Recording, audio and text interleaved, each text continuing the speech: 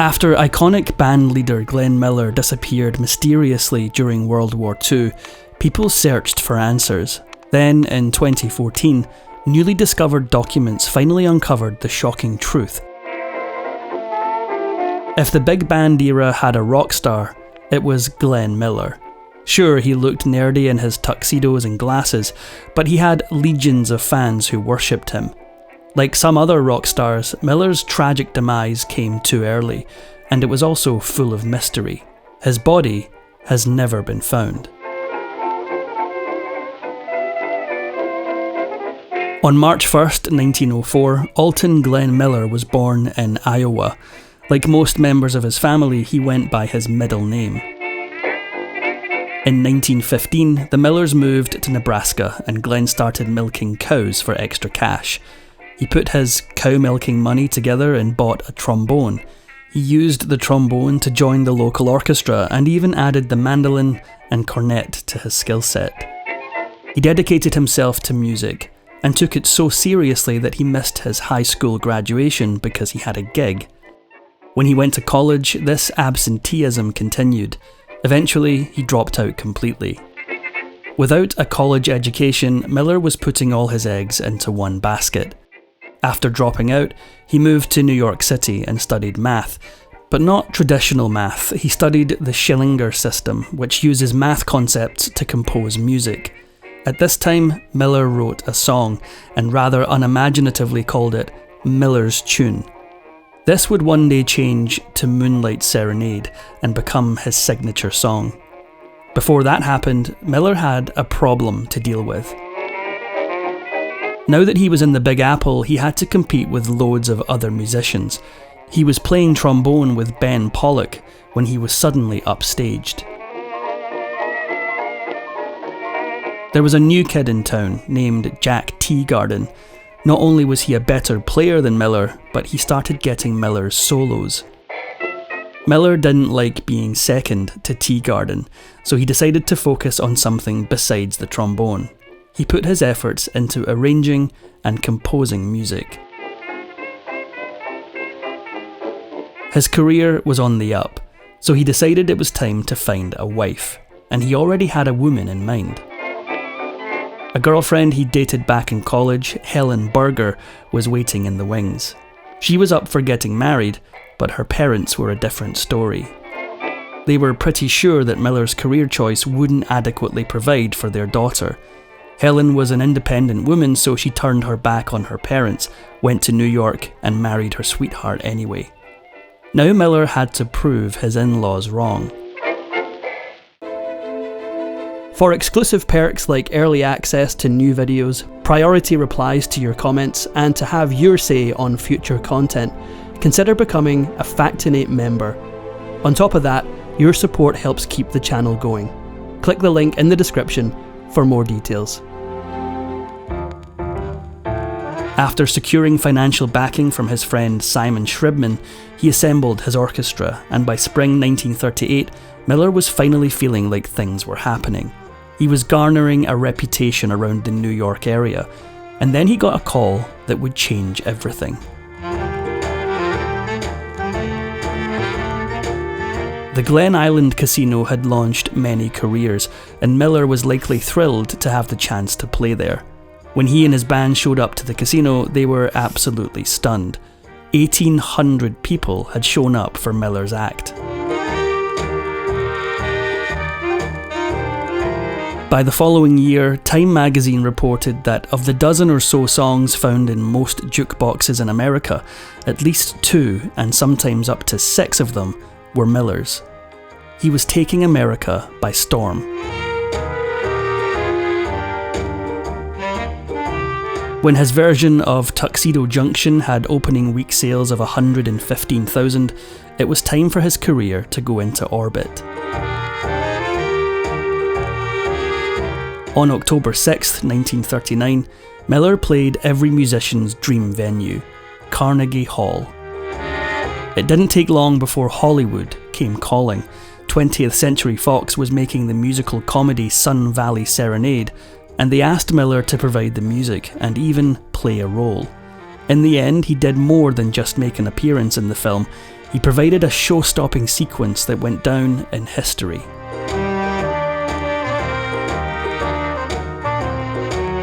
Even though the film takes place at a ski resort in Idaho, the director wanted to work in a song that would really let Miller shine. This was Chattanooga Choo Choo, and it had nothing to do with skiing at all, but that didn't matter. The sequence ended up being a stunning 8 minutes long, including tap dancing, and wowed audiences. The song itself became the first gold record ever, selling 1.2 million copies. Glenn Miller wasn't only serious about music, he was also serious about his country. When World War II started, he was ready to sign up, but there were two problems. First off, the draft wasn't calling on married men at that time.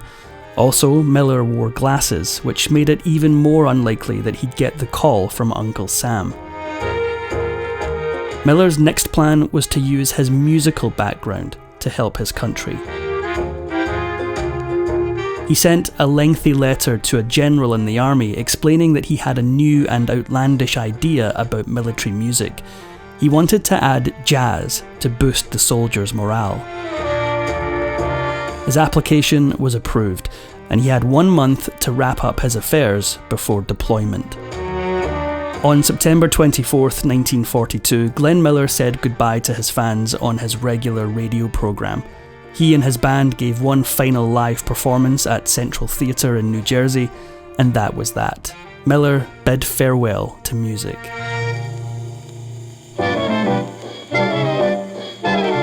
He was as busy in the military as he had been as a civilian musician.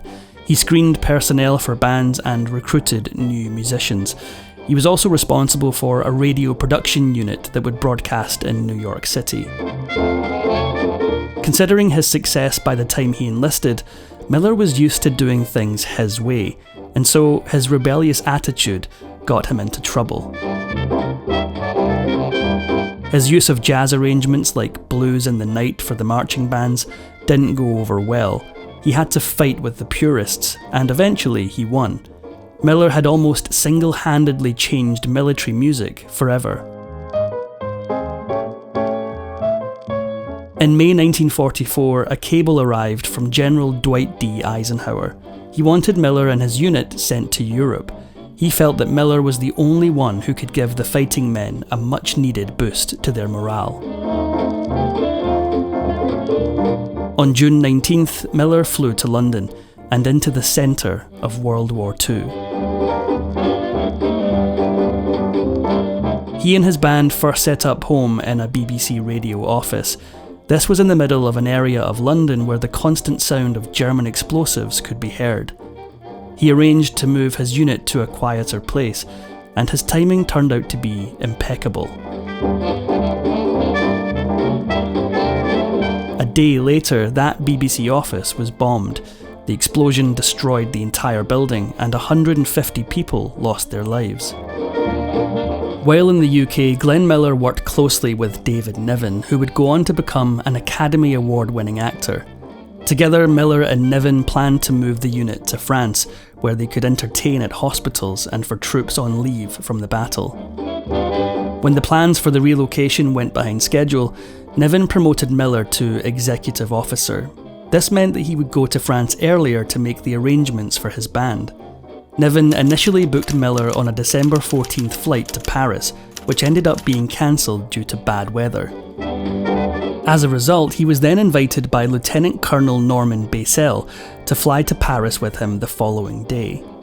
Basel was taking a Nurdine UC-64A Norseman, which was a small single-engine plane. Because of Miller's travel orders, he had no authorization to get on the plane with Basel. He did it anyway, and because of this, no one officially knew where he was. On December 15th, just before 2 p.m, the plane took off from RAF Twinwood Farm. No one ever saw Miller, Basel, or the pilot again.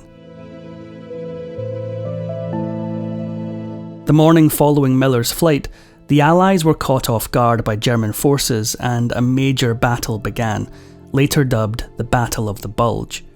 For this reason, no one seemed to notice that Miller's plane had disappeared. It took an astonishing 9 days to realise he was missing.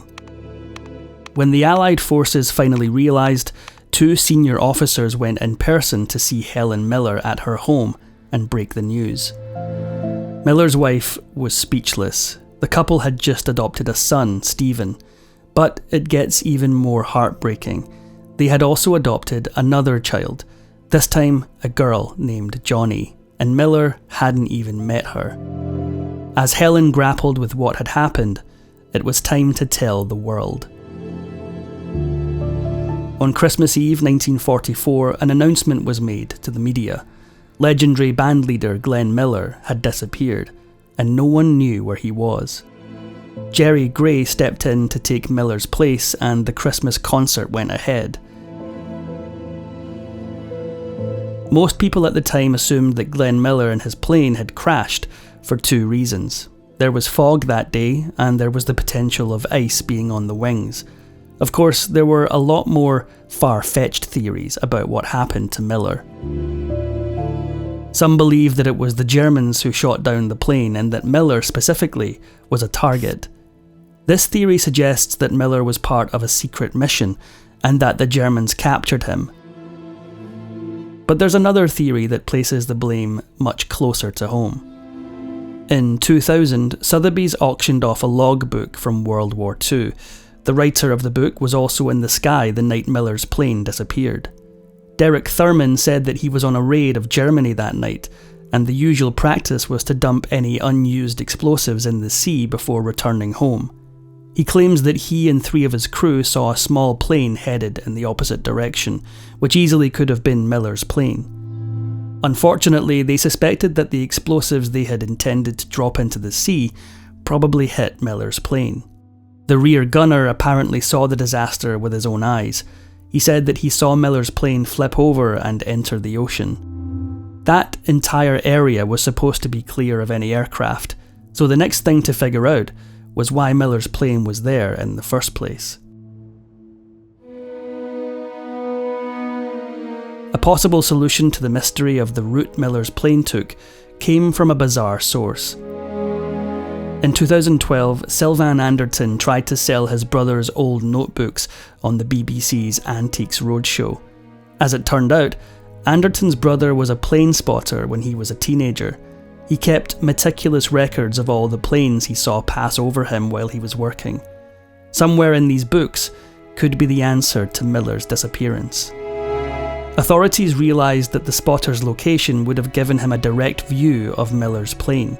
What they learned from the notes was that the plane was on schedule and on the correct course. This threw the friendly fire theory out the window. Then another surprising find would bring us closer to the truth. Back in 1987, a fisherman had made a shocking discovery. He found a plane in his nets, but had to let it slide back into the sea. Years later, he saw a photo of Miller's plane and realised it could be the same one. With his help, authorities eventually located the wreckage near Dorset, England. This fisherman may have solved the mystery of Miller's disappearance, but we still don't know for sure. The International Group for Historic Aircraft Recovery has worked to determine if the wreckage is actually Miller's aircraft. Unfortunately, there's still no concrete proof, but it does remain a possibility. After Glenn Miller's bizarre disappearance, his son Stephen had to put up with conspiracies. Until he got so fed up, he decided to try to solve the mystery himself. He hired an expert on his father's life, Dennis Spragg, who had spent years looking for clues. Finally, he came upon military documents that hadn't been examined before. Because of these documents, Spragg now believes that the fuel intakes on Miller's plane froze and caused it to go down over the English Channel. Sadly, Stephen passed away in 2012 before he got to know what really happened to his father, the inimitable Glenn Miller. If you enjoyed this Factinate video, give it a thumbs up and subscribe for more incredible stories. If you want a say in who we cover next, join our membership program through the link in the description for exclusive perks. Your support means everything to us. Thanks for watching, and we'll see you in the next one.